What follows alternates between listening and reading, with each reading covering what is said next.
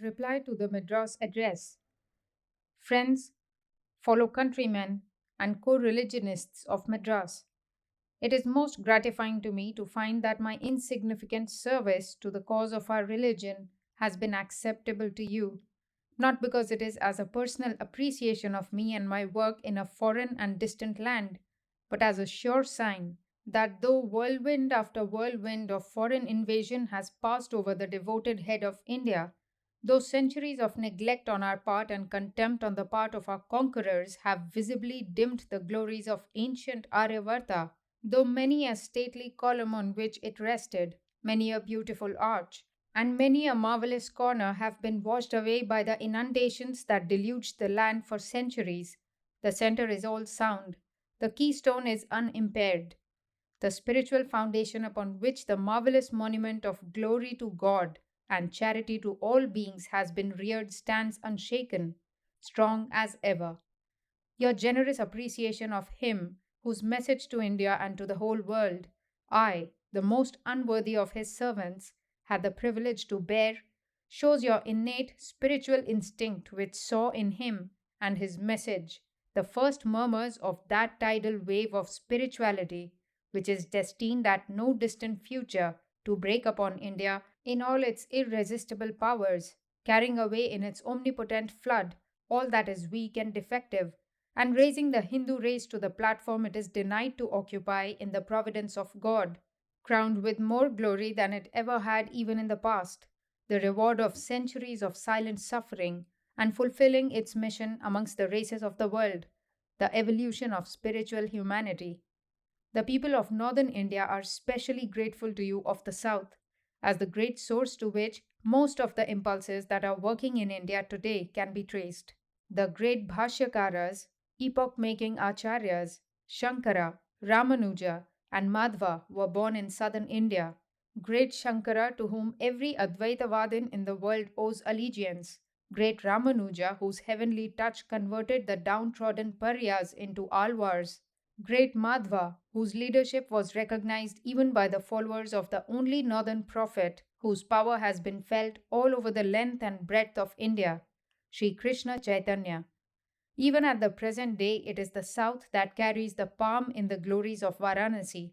Your enunciation controls the sacred shrines on the farthest peaks of the Himalayas. And what wonder that with the blood of prophets running in your veins, with your lives blessed by such acharyas, you are the first and foremost to appreciate and hold on to the message of Bhagwan Sri Ramakrishna. The South had been the repository of Vedic learning, and you will understand me when I state that, in spite of the reiterated assertions of aggressive ignorance, it is the Shruti still that is the backbone of all the different divisions of the Hindu religion. However great may be the merits of the Samhita and the Brahmana portions of the Vedas to the ethnologists or the philologists, however desirable may be the results that the Agnimile or Ishetvorjetva or Shanno Devirabhishtaye in conjunction with the different Vedis, altars, and sacrifices and libations produce. It was all in the way of bhoga, and no one ever contended that it could produce moksha. As such, the Jnana-kanda, the Aranyakas, the Shrutis par excellence, which teach the way to spirituality, the Moksha Marga, have always ruled and will always rule in India. Lost in the mazes and divisions of the religion eternal, by prepossession and prejudice unable to grasp the meaning of the only religion whose universal adaptation is the exact shadow of the Adorariyan Mahato Mahiyan God it preaches, groping in the dark with a standard of spiritual truth borrowed second hand from nations who never knew anything but rank materialism. The modern young Hindu struggles in vain to understand the religion of his forefathers and gives up the quest altogether and becomes a hopeless wreck of an agnostic, or else, unable to vegetate on account of the promptings of his innate religious nature, drinks carelessly of some of those different decoctions of Western materialism with an Eastern flavor, and thus fulfills the prophecy of the Shruti. Pariyanti mudha andhe naiva niyamana yathandhaha. Fools go staggering to and fro, like blind men led by the blind.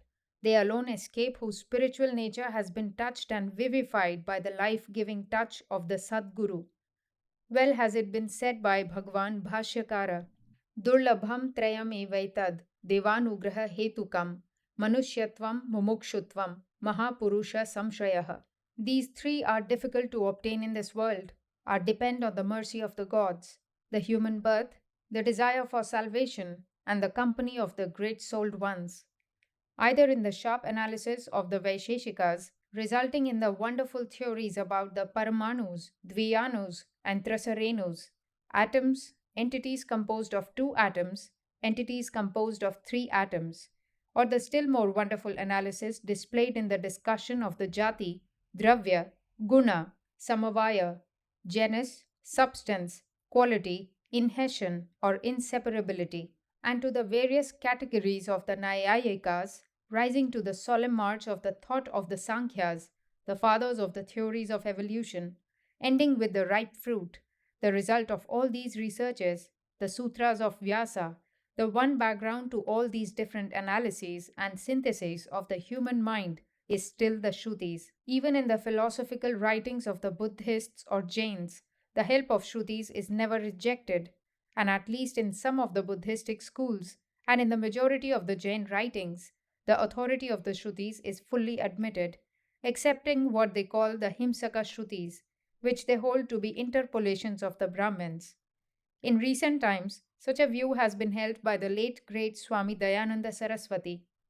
If one be asked to point out the system of thought towards which, as a center, all the ancient and modern Indian thoughts have converged, if one wants to see the real backbone of Hinduism in all its various manifestations, the Sutras of Vyasa will unquestionably be pointed out as constituting all that.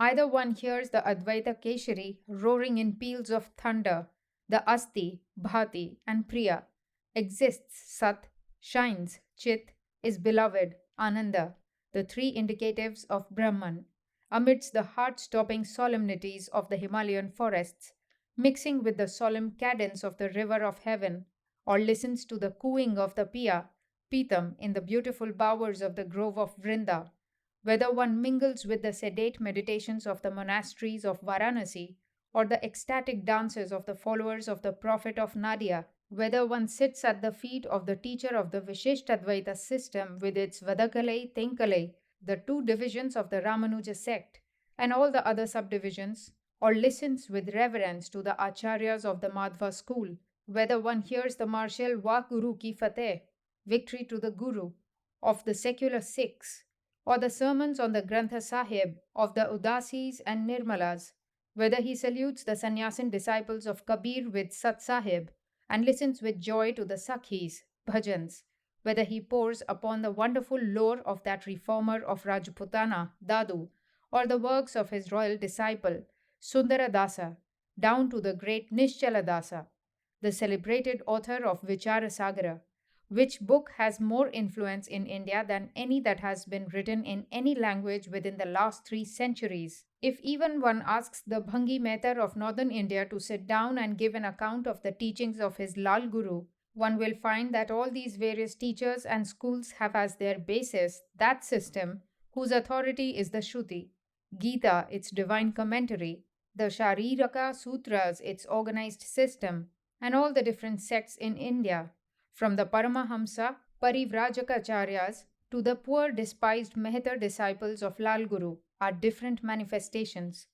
The three prasthanas, courses, which are the Upanishad, Shruti, the Gita, and the Shariraka Sutras, then in their different explanations as Dvaita, Vishishtadvaita, or Advaita, with a few minor recensions, form the authorities of the Hindu religion.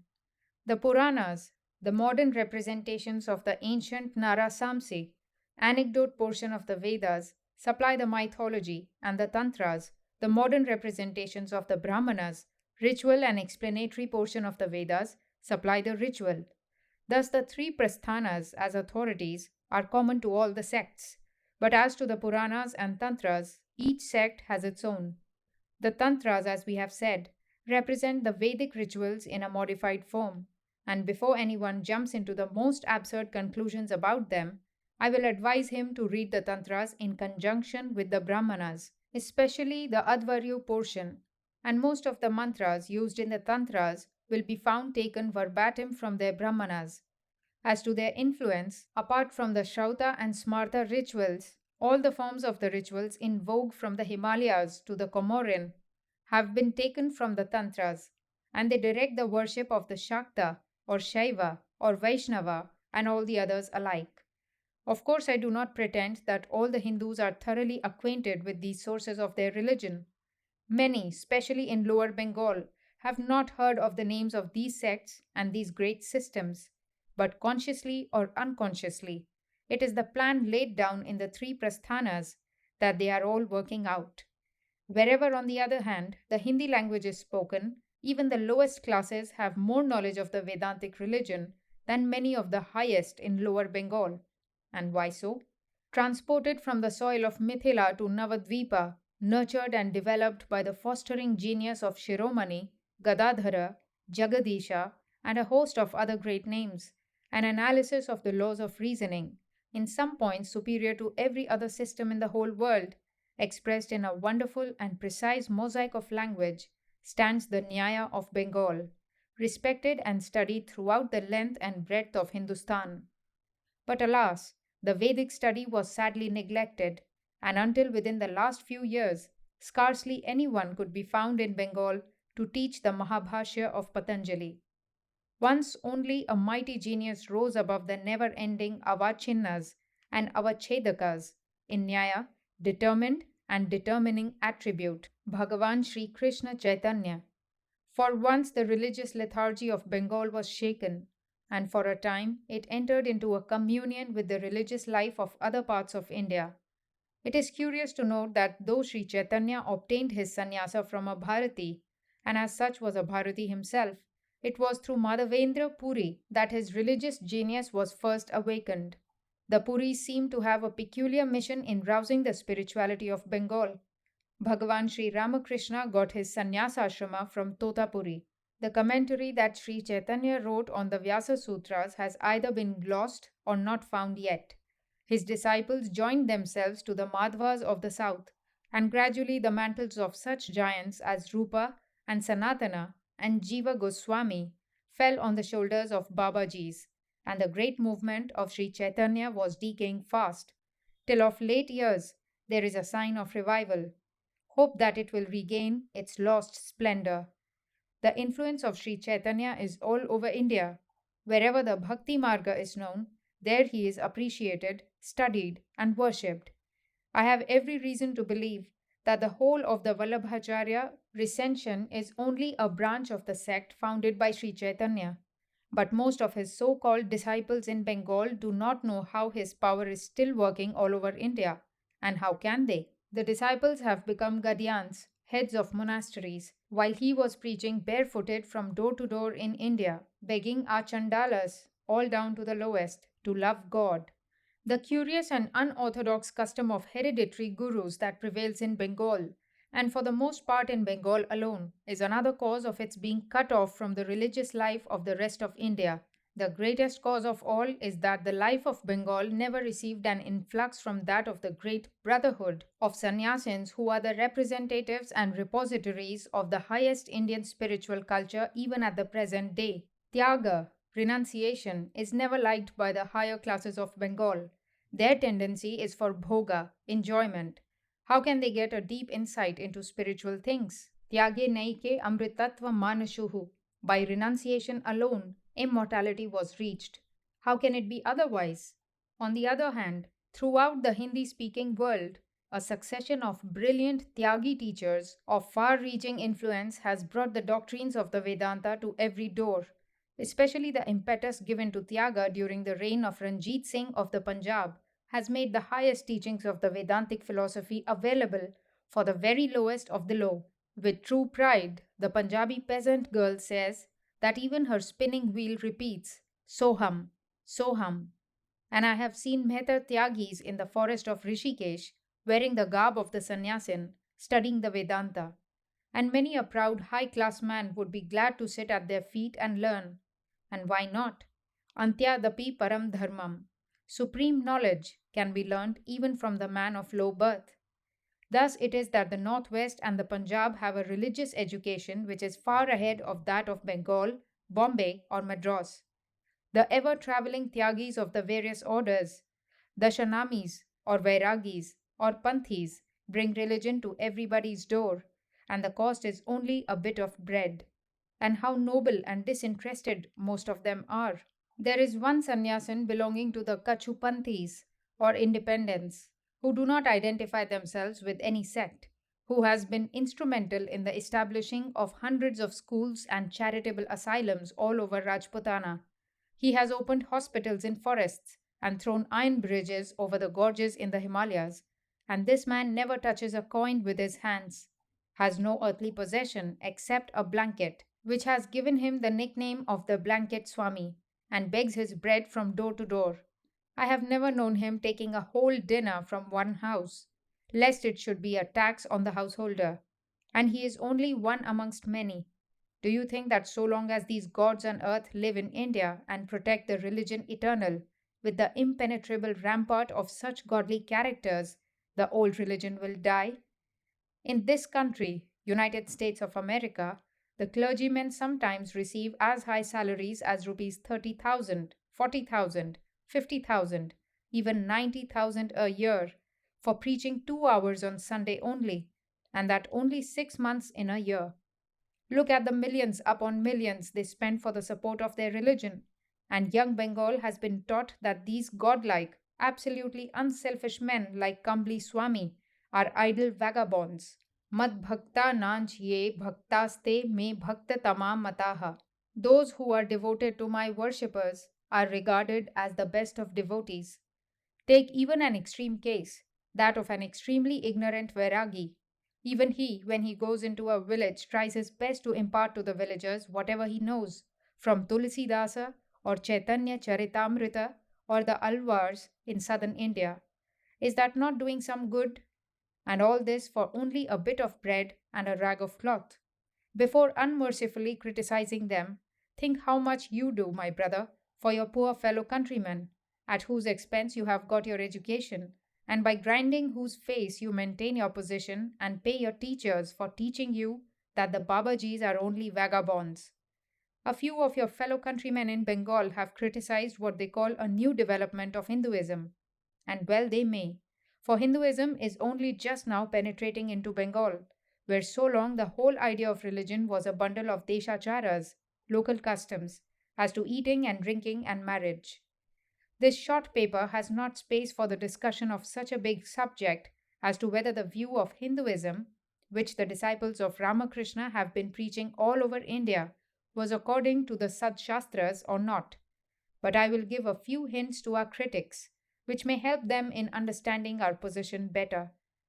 In the first place, I never contended that a correct idea of Hinduism can be gathered from the writings of Kashidasa or Krittivasa, though their words are Amrita Samana, like nectar, and those that hear them are Punyavans, virtuous. But we must go to Vedic and Darshanika authorities, and to the great Acharyas and their disciples all over India.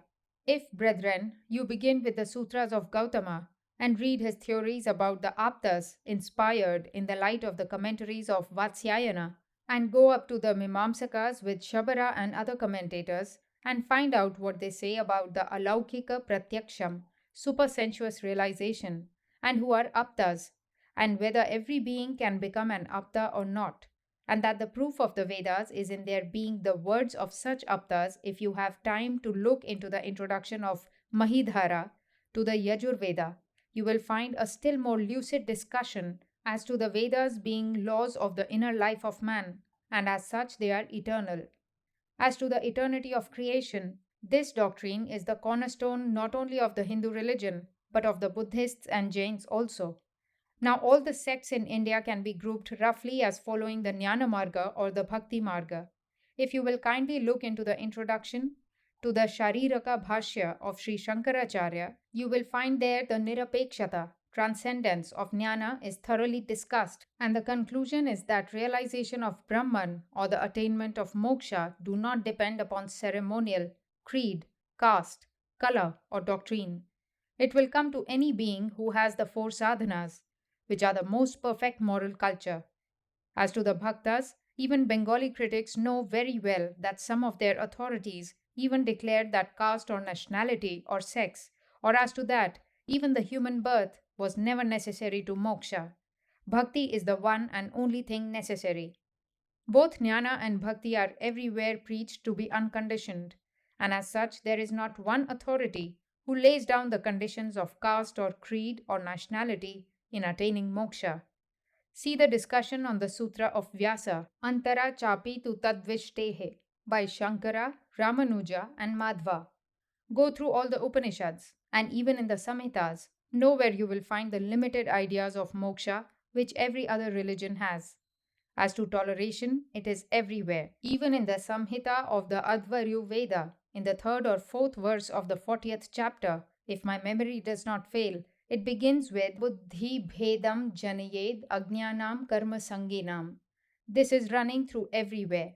Was anybody persecuted in India for choosing his Ishta Devata, or becoming an atheist, or agnostic even, so long as he obeyed the social regulations?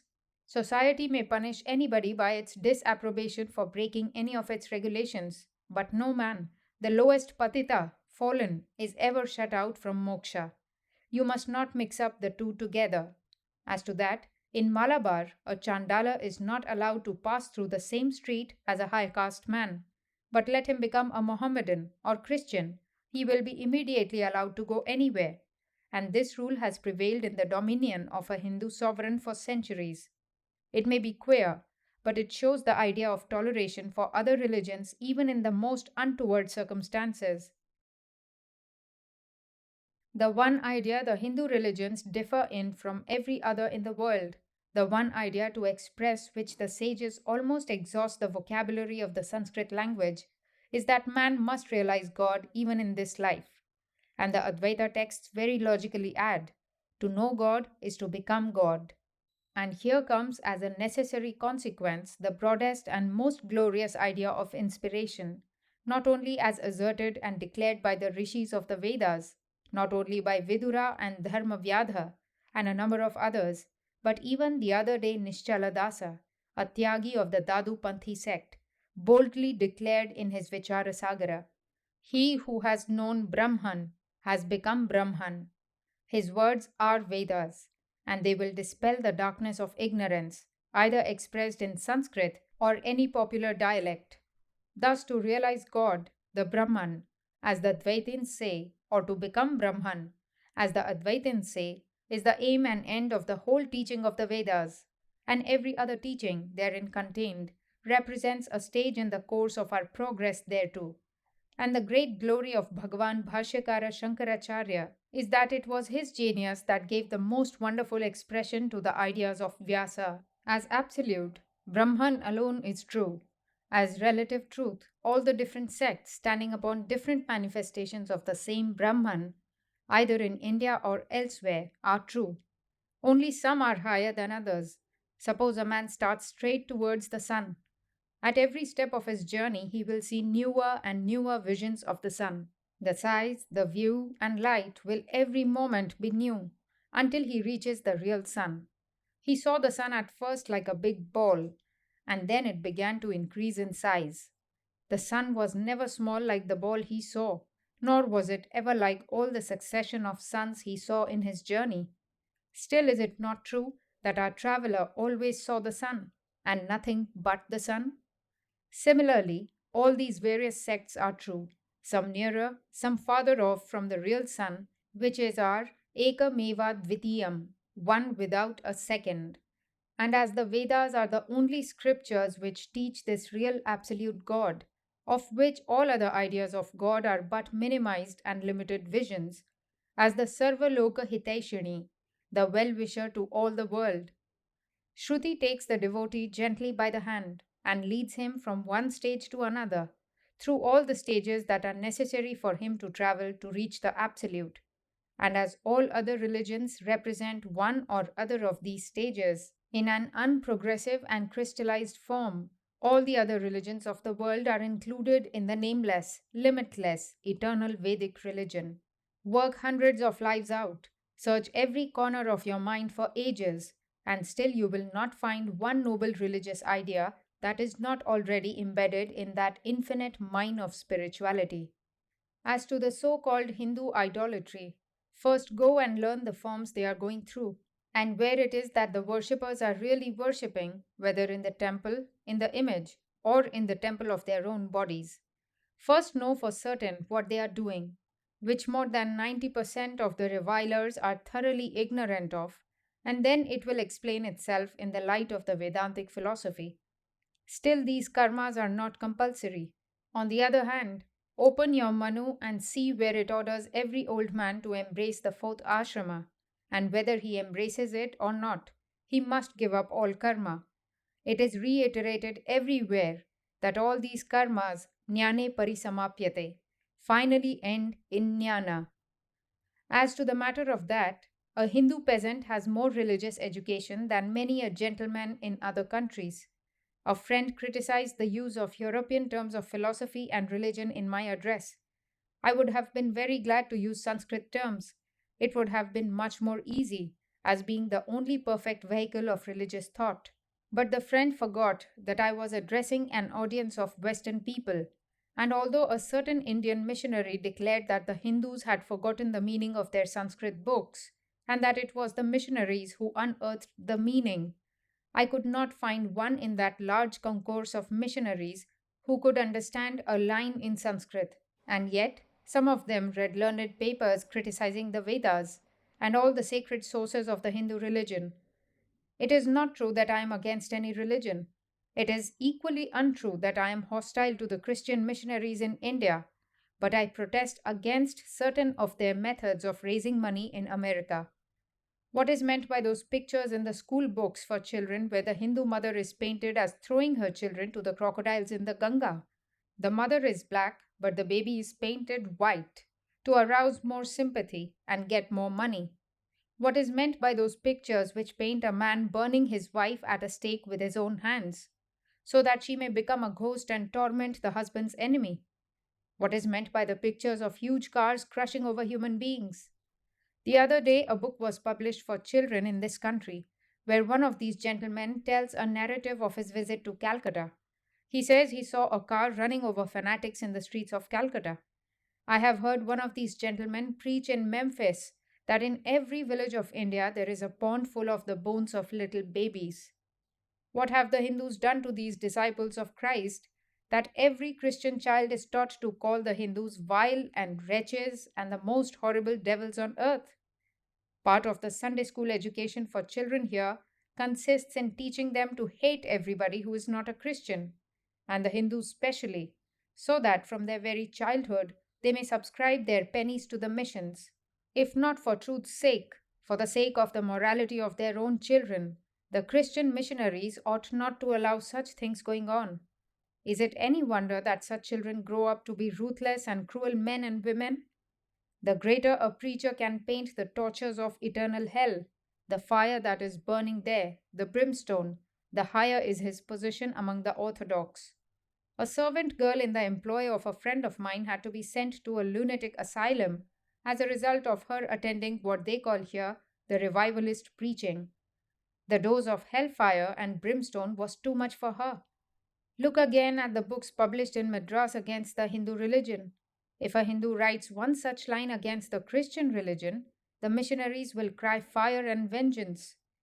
My countrymen, I have been more than a year in this country.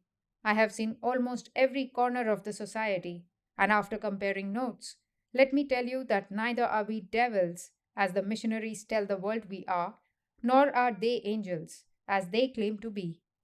The less the missionaries talk of immorality, infanticide, and the evils of the Hindu marriage system, the better for them.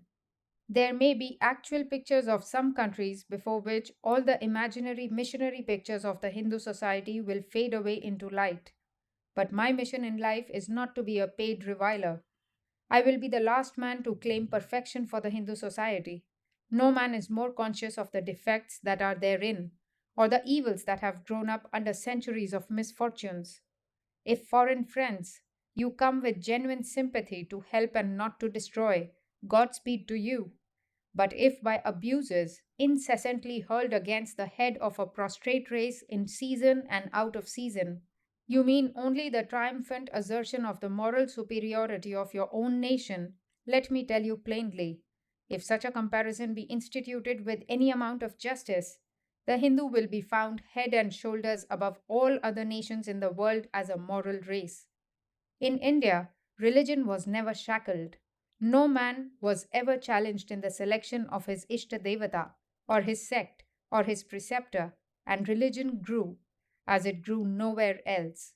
On the other hand, a fixed point was necessary to allow this infinite variation to religion, and society was chosen as that point in India. As a result, society became rigid and almost immovable, for liberty is the only condition of growth. On the other hand, in the West, the field of variation was society, and the constant point was religion. Conformity was the watchword, and even now is the watchword of European religion, and each new departure had to gain the least advantage only by wading through a river of blood. The result is a splendid social organization, with a religion that never rose beyond the grossest materialistic conceptions. Today, the West is awakening to its wants, and the true self of man and spirit is the watchword of the advanced school of Western theologians. The student of Sanskrit philosophy knows where the wind is blowing from, but it matters not whence the power comes so long as it brings new life. In India, new circumstances at the same time are persistently demanding a new adjustment of social organizations. For the last three quarters of a century, India has been bubbling over with reform societies and reformers. But alas, every one of them has proved a failure. They did not know the secret. They had not learned the great lesson to be learned. In their haste, they laid all the evils in our society at the door of religion, and like the man in the story, wanting to kill the mosquito that sat on a friend's forehead, they were trying to deal such heavy blows as would have killed man and mosquito together. But in this case, fortunately, they only dashed themselves against immovable rocks and were crushed out of existence in the shock of recoil. Glory unto those noble and unselfish souls who have struggled and failed in their misdirected attempts.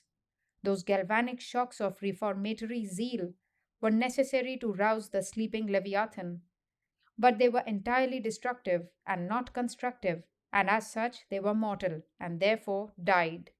Let us bless them and profit by their experience. They had not learnt the lesson that all is a growth from inside out, that all evolution is only a manifestation of a preceding involution. They did not know that the seed can only assimilate the surrounding elements, but grows a tree in its own nature. Until all the Hindu race becomes extinct and a new race takes possession of the land, such a thing can never be. Try east or west. India can never be Europe until she dies. And will she die? This old mother of all that is noble or moral or spiritual, the land which the sages trod, the land in which godlike men still live and breathe? I will borrow the lantern of the Athenian sage and follow you, my brother, through the cities and villages, plains and forests of this broad world. Show me such men in other lands if you can. Truly have they said, the tree is known by its fruits. Go under every mango tree in India, pick up bushels of the worm eaten, unripe, fallen ones from the ground, and write hundreds of the most learned volumes on each one of them. Still, you have not described a single mango. Pluck a luscious, full grown, juicy one from the tree, and now you have known all that the mango is. Similarly, these man gods show what the Hindu religion is. They show the character, the power, and the possibilities of that racial tree, which counts culture by centuries and has borne the buffets of 1,000 years of hurricane and still stands with the unimpaired vigor of eternal youth. Shall India die? Then from the world all spirituality will be extinct, all moral perfection will be extinct, all sweet souled sympathy for religion will be extinct, all ideality will be extinct, and in its place will reign the duality of lust and luxury as the male and female deities, with money as its priest, fraud, force, and competition its ceremonies, and the human soul its sacrifice. Such a thing can never be. The power of suffering is infinitely greater than the power of doing. The power of love is infinitely of greater potency than the power of hatred. Those that think that the present revival of Hinduism is only a manifestation of patriotic impulse are deluded. First, let us study the quaint phenomenon. Is it not curious that, whilst under the terrific onset of modern scientific research, all the old forts of Western dogmatic religions are crumbling into dust, whilst the sledgehammer blows of modern science are pulverizing the porcelain mass of systems whose foundation is either in faith or in belief, or in the majority of votes of church synods? Whilst Western theology is at its wits' end to accommodate itself to the ever rising tide of aggressive modern thought, whilst in all other sacred books the texts have been stretched to their utmost tension under the ever increasing pressure of modern thought, and the majority of them are broken and have been stowed away in lumber rooms, whilst the vast majority of thoughtful Western humanity have broken asunder all their ties with the Church and are drifting about in a sea of unrest. The religions which have drunk the water of life at that fountain of light, the Vedas, Hinduism, and Buddhism, alone are reviving. The restless Western atheist or agnostic finds in the Gita or in the Dhammapada the only place where his soul can anchor. The tables have been turned, and the Hindu, who saw through tears of despair his ancient homestead covered with incendiary fire, ignited by unfriendly hands, now sees, when the searchlight of modern thought has dispersed the smoke, that his home is the one that is standing in all its strength, and all the rest have either vanished or are building their houses anew after the Hindu plan. He has wiped away his tears and has found that the axe that tried to cut down to the roots, the Urdhva Mula Madha Shakha Mashvatham Prahura Vyayam, has proved the merciful knife of the surgeon. He has found that he has neither to torture texts nor commit any other form of intellectual dishonesty to save his religion. Nay, he may call all that is weak in his scriptures weak because they were meant to be so by the ancient sages, to help the weak under the theory of Arundhati Darshananyaya. Thanks to the ancient sages who have discovered such an all pervading, ever expanding system of religion that can accommodate all that has been discovered in the realm of matter, and all that is to be known, he has begun to appreciate them anew and discover anew that those discoveries which have proved so disastrous to every limited little scheme of religion are but rediscoveries in the plane of intellect and sense consciousness of truths which his ancestors discovered ages ago in the higher plane of intuition and superconsciousness. He has not therefore to give up anything, nor go about seeking for anything anywhere, but it will be enough for him if he can utilize only a little from the infinite store he has inherited and apply it to his needs. And that he has begun to do, and will do more and more. Is this not the real cause of this revival? Young men of Bengal, to you I specially appeal. Brethren, we know to our shame that most of the real evils for which the foreign races abuse the Hindu nation are only owing to us. We have been the cause of bringing many undeserved calumnies on the head of the other races in India. But glory unto God, we have been fully awakened to it, and with His blessings, we will not only cleanse ourselves, but help the whole of India to attain the ideals preached in the religion eternal. Let us wipe off first that mark which nature always puts on the forehead of a slave, the stain of jealousy. Be jealous of none. Be ready to lend a hand to every worker of good. Send a good thought for every being in the three worlds. Let us take our stand on the one central truth in our religion, the common heritage of the Hindus, the Buddhists, and Jains alike, the spirit of man, the Atman of man, the immortal, birthless, all pervading, eternal soul of man, whose glories the Vedas cannot themselves express, before whose majesty the universe with its galaxy upon galaxy of suns and stars and nebulae is as a drop. Every man or woman, nay, from the highest devas to the worm that crawls under our feet, is such a spirit evoluted or involuted. The difference is not in kind, but in degree. This infinite power of the spirit, brought to bear upon matter evolves material development, made to act upon thought evolves intellectuality, and made to act upon itself makes of man a god. First, let us be gods, and then help others to be gods. Be and make. Let this be our motto.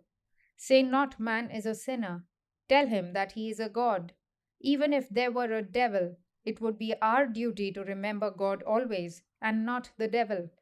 If the room is dark, the constant feeling and repeating of darkness will not take it away, but bring in the light. Let us know that all that is negative, all that is destructive, all that is mere criticism is bound to pass away. It is the positive, the affirmative, the constructive that is immortal, that will remain forever. Let us say we are, and God is, and we are God. Shivoham, Shivoham, and march on. Not matter, but spirit. All that has name and form is subject to all that has none. This is the eternal truth the Shrutis preach. Bring in the light. The darkness will vanish of itself. Let the lion of Vedanta roar. The foxes will fly to their holes. Throw the ideas broadcast, and let the result take care of itself. Let us put the chemicals together. The crystallization will take its own course. Bring forth the power of the Spirit and pour it over the length and breadth of India, and all that is necessary will come by itself. Manifest the divinity within you, and everything will be harmoniously arranged around it. Remember the illustration of Indra and Virochana in the Vedas? Both were taught their divinity, but the Asura, Virochana, took his body for his god. Indra, being a Deva, understood that the Atman was meant. You are the children of India. You are the descendants of the Devas. Matter can never be your god. Body can never be your god. India will be raised, not with the power of the flesh, but with the power of the spirit, not with the flag of destruction, but with the flag of peace and love, the garb of the sannyasin, not by the power of wealth, but by the power of the begging bowl. Say not that you are weak. The Spirit is omnipotent. Look at that handful of young men called into existence by the divine touch of Ramakrishna's feet.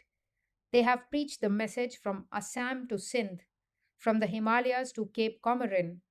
They have crossed the Himalayas at a height of 20,000 feet, over snow and ice, on foot, and penetrated into the mysteries of Tibet. They have begged their bread, covered themselves with rags. They have been persecuted, followed by the police, kept in prison, and at last set free when the government was convinced of their innocence.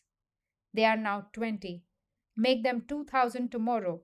Young men of Bengal, your country requires it. The world requires it. Call up the divinity within you, which will enable you to bear hunger and thirst, heat and cold. Sitting in luxurious homes, surrounded with all the comforts of life, and doling out a little amateur religion may be good for other lands, but India has a truer instinct. It intuitively detects the mask. You must give up. Be great. No great work can be done without sacrifice. The Purusha himself sacrificed himself to create this world. Lay down your comforts, your pleasures, your names, fame, or position, nay, even your lives, and make a bridge of human chains over which millions will cross this ocean of life. Bring all the forces of good together. Do not care under what banner you march. Do not care what be your color, green, blue, or red, but mix up all the colors and produce that intense glow of white, the color of love. Ours is to work. The results will take care of themselves. If any social institution stands in your way of becoming God, it will give way before the power of spirit. I do not see into the future, nor do I care to see. But one vision I see dear as life before me, that the ancient mother has awakened once more, sitting on her throne rejuvenated, more glorious than ever. Proclaim her to all the world with the voice of peace and benediction. Yours ever in love and labor, Vivekananda.